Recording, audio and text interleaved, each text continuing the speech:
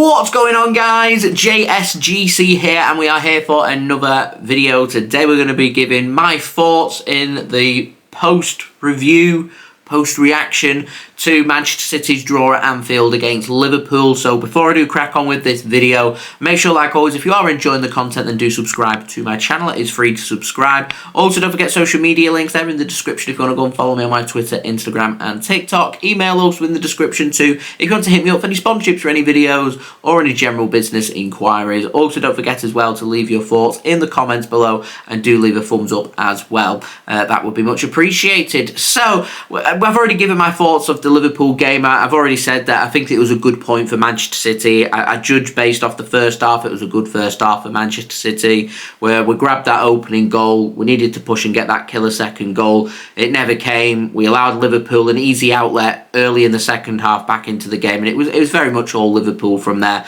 with Man City just getting forward and having the odd opportunity. And had City been really clinical in front of goal, maybe could have come away from Anfield with a win. I did feel like was a bit lucky in added time with that penalty incident with Jeremy Docker. You leave your foot high in that high up, you run the risk of a penalty being given, and had a penalty being given, I don't think we could have complained about it. I might have said it, I think it's soft, but the contact is made. It is a foul, which makes it a penalty. But as it is, it's very much looking like the Premier League are wanting a three-horse race. They want an exciting final 10 games, and that's really what I want to digest in today's video on just how can Manchester City win the Premier League from the position that we find ourselves in. And often football, Manchester City, they like to lead, they like to take charge, they like to have things in their own hands.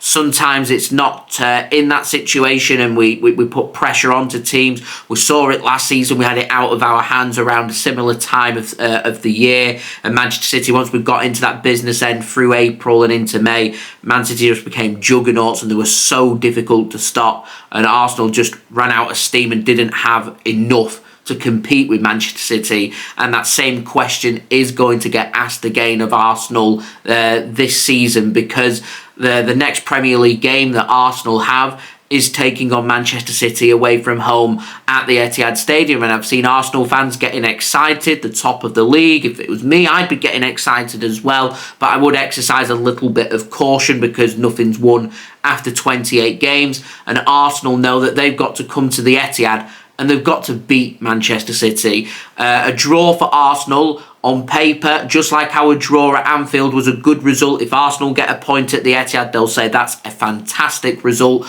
because they've beaten us at the Emirates Stadium and they've managed to take a point off us at the Etihad Stadium. City take just 1 point off a title rival, while Arsenal take 4 points off us. So that would be a success for Arsenal. But the situation that they find themselves in is Liverpool. They're facing Brighton at home before that game between Manchester City and Arsenal. You're going to have to presume that Liverpool win their games. And so Liverpool win their game, then Arsenal must beat Manchester City straight after the international break. And that won't be easy for Arsenal to do. Now, if Manchester City play like they did in that match at Anfield at the Etihad against Arsenal, Arsenal have every potential of taking something away from the Etihad Stadium. City need to be far better. Man City need to be aiming for the standard that they were producing around this time of the season last season. I look towards, in particular, some of them big results we got at home in the Champions League against Bayern Munich, against Real Madrid. Manchester City at home were formidable. They were absolutely unstoppable. Nobody in the world could stop Manchester City, and that is the consistency that City need to be looking for. Because if Man City can get back to that devastating best that they can play like, and they've still got them players available to them to go and do so, so if City can turn up against Arsenal and match them performances that we had against Bayern and Real Madrid from last season, then Manchester City will beat Arsenal, and Man City won't have any problem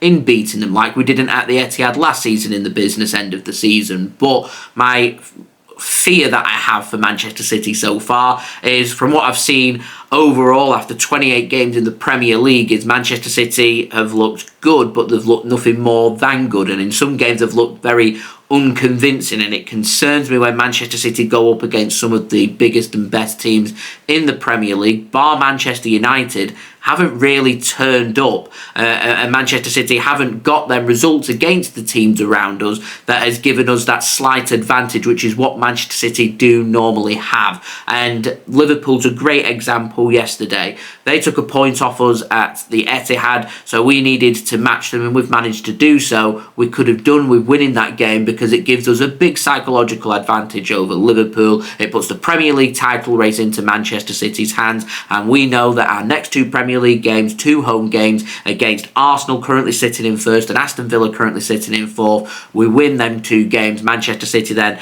very much focused on the last 8 Premier League games, where you've got the large majority of your difficult games already sorted. But there's no guarantees that Man City beat Arsenal. There's no guarantees of Manchester City beating Aston Villa. But I'll argue against that and say there's no guarantees that Arsenal win their games. There's no guarantees that Liverpool will win their games. 10 games to go is a large amount of games still to be played, and Liverpool are going to progress to the Europa League quarter-final, and they'll want to take that serious. They want to win it, which means their games throughout April and into May, the further they go in the Europa League, are going to have to be played on a Sunday, which means Manchester City and Arsenal, who are looking to play in the Champions League and playing on Tuesdays and Wednesdays, are more than likely going to have most of their games played either Fridays and Saturdays, which means we'll be playing before Liverpool, which means Liverpool are always then put under pressure. So that could have an impact, maybe not. I would say a lot does depend on Man City's game with Arsenal, and that's where the focus in the Premier League has to be. You take it a game at a time, you don't start looking ahead.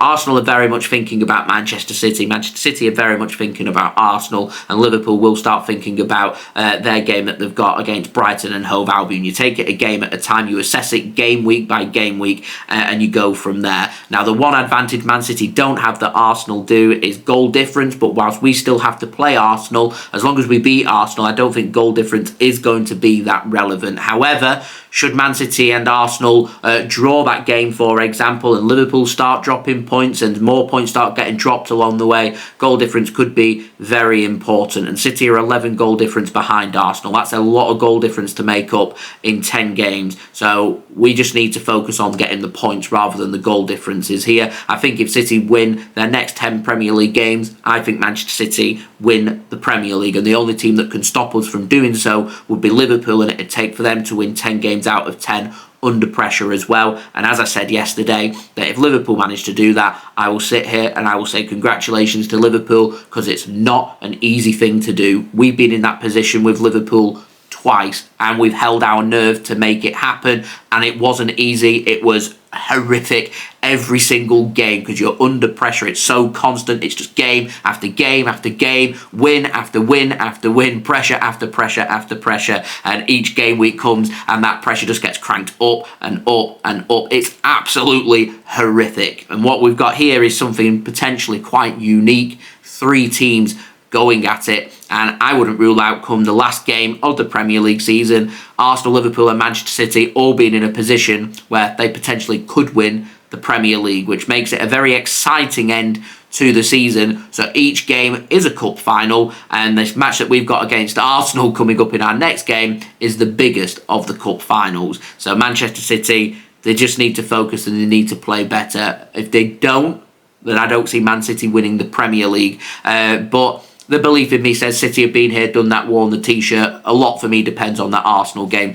That Arsenal game that we have tells me if Man City are ready to win the Premier League or not. And I think we're in a better position to comment on where we go and what I think is going to happen come the end of the season. Because right now, for Manchester City, it's out of our hands. We've got a lot of work to do. We've got difficult games coming up. Manchester City are going to have to try and find themselves, and it's a difficult position to find ourselves in. We're needing a favour off one of the teams that Liverpool play to take points off them, and we're needing to win every single game between now and the end of the season with difficult oppositions to play, including our very next game in a home match against Arsenal. Hopefully we can make home advantage count and we can win that game. Any win against Arsenal is an amazing result for Manchester City. For Arsenal, if they can win at the Etihad, they're showcasing that maybe they're ready to win the Premier League. So there's lots of very fine margins coming up. Very exciting, but also very nerve-wracking at the same time. And it's very interesting now, and things have been set up very poignantly, very in a position here where I just don't know. Things can change week on week, and you can rule one team out, and then the week after you saying the right back in it, there might be favourites, and then everything's changing week on week here. It's so difficult at the top, and as I said, it's something so unique that we've not seen before. We're used to a title race, but we're used to a ding-dong battle with one other team. We've got two other teams to go at here. So whilst we've still got that Arsenal game to come, we need to win that game. We win that game, we're in a strong position. We don't win that game, Manchester City, out of the three teams, potentially looking like the weakest of them links. That's the margins that we're in. But if we win that game, all of a sudden I can argue that it's a Liverpool-Man City title race to go from here, with Arsenal lingering just behind, trying to keep the pressure on to hope that both teams will drop points. And we've all got difficult games coming up. And as I said, as we go on through the season, the games just get more and more difficult regardless of who you are playing. Look at Arsenal against Brentford. It's such a simple, straightforward game for them, yet they made hard work of it. And it took an 85th minute winner to make that happen. Nottingham Forest for Liverpool the week before, where it took a 99th minute dodgy goal to go and win that game. So there's huge implications. Referees can have huge impacts on games. Hopefully we won't be hearing too much more about referees. It'll just all be about quality, and that's where everything's pointing towards here in the Premier League, pointing towards quality telling. And in this marathon race towards the end of the season, we're getting very close to the final parts and the sprint finish here on what has been a very exhilarating but tiring end to the season. And with Liverpool and City still competing for the FA Cup, and Liverpool still in the Europa League, and Man City and Arsenal still in the Champions League, European spots could have a big say here on what happens in the Premier League. And Arsenal have got it all to do against FC Porto. So if they do end up getting knocked out of the Champions League, it's demoralising for them, yeah, but it also may be a blessing. So you can look, depends which way you want to look at it, really. So yeah, very interesting. Man City have a lot of work to do, is my conclusion from here.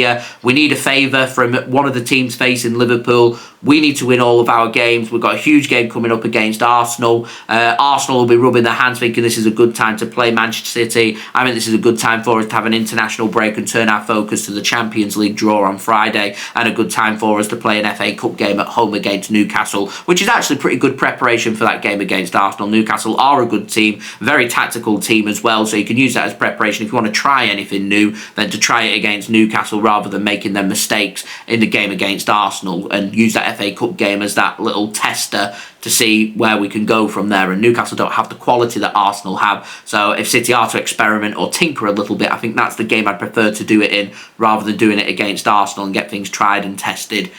We'll see. Lots of big performances needed from City, and big performances needed from individual players as well. Haaland at his clinical best would help. Grealish back from injury would be a massive bonus as well. Jeremy Doku hitting a bit of form wouldn't go amiss here. And Manchester City, just in general, just getting themselves back, finding their feet and getting them cogs going on a very big push now to the end of the season. It's business end of the season. It's Manchester City's end to the season.